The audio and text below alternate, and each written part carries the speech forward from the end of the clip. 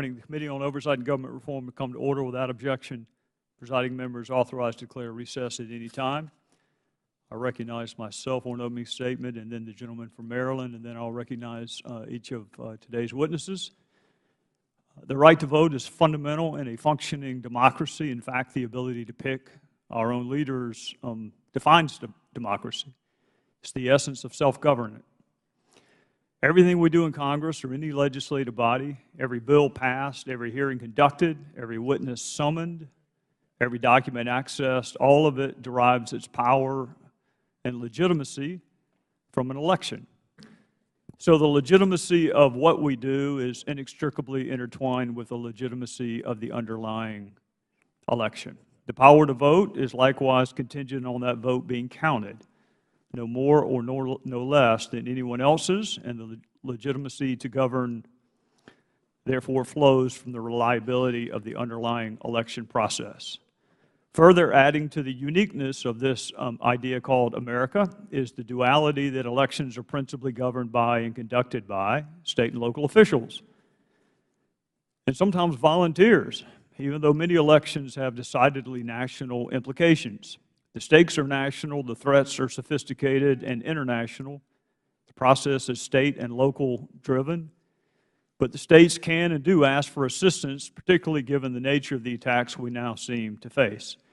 Today's hearing is focused generally on election security, on accepting and advancing our individual and collective beliefs that the legitimacy of our work and the work of others in elective office is in direct proportion to the reliability of our own elections. Today's hearing is broader than what happened in 2016, but what happened in 2016 must be addressed because the malefactors will attack us again. I personally am convinced beyond any evidentiary burden that Russia interfered with the 2016 election. I'm convinced Russia attempted to undermine the fundamentals of our democracy, impugn the reliability of the 2016 election, and sow the seeds of discord among Americans. Our intelligence community, both past and present, concluded this, as did the House Intelligence Committee report, as I am quite certain will the Senate Intelligence Committee report, and equally importantly, as did our fellow Americans who served on the 2 grand juries which returned true bills. Just 10 days ago, the current Deputy Attorney General announced Russians engaged in cyber operations to interfere in the 2016 presidential election. They hacked into computer networks and installed malicious software that allowed them to spy on users, capture keystrokes, take screenshots, and exfiltrate and remove data from these computers. They also discussed the timing of the release in an attempt to enhance the impact on the election. This was not just his opinion, it was the consensus of average, everyday Americans who were called into service on what we call a grand jury. The Department of Justice said in both indictments there is no allegation that this interference changed the vote count or affected any election result, but that was likely not for a lack of trying. What better way to undermine confidence in every derivative function of government than to cast doubt on the election results as a whole? Last week, many of us were in a skiff meeting with Inspector General Michael Horowitz. There were no cameras. It was just us and our colleagues from Judiciary. And my suspicion is all of us who were there left with a renewed understanding of what happened both in 2016 and even before that. We left even more fully cognizant that every election henceforth will be subject to attack, and therefore we must be prepared not as partisans, but as fellow citizens. Russia attacked many institutions in our country. Some were successfully attacked, like the DNC and the DCCC, but many others were targeted. And I'm sure my colleagues were struck, as I was last week again, and am struck every time I have access to relevant information by the reality that all of us are actually victims.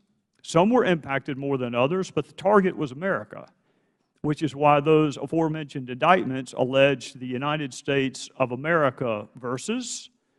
It's not a political party or a group or an individual. It is the United States of America versus.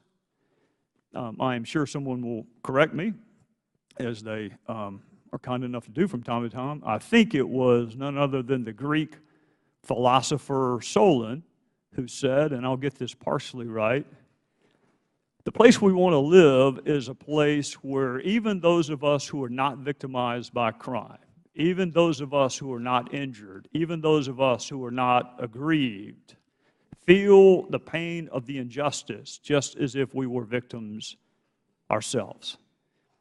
2016, it was one political party that was successfully accessed and the materials disseminated. Those who seek to do us harm will be back at it again in 2018, perhaps with a different target. So we must take every precaution to safeguard our electoral process. And we're here today to explore ways to ensure no vote count is ever affected and discuss how to protect our entire election process from start to finish. It is our responsibility to ensure no election is ever successfully interfered with.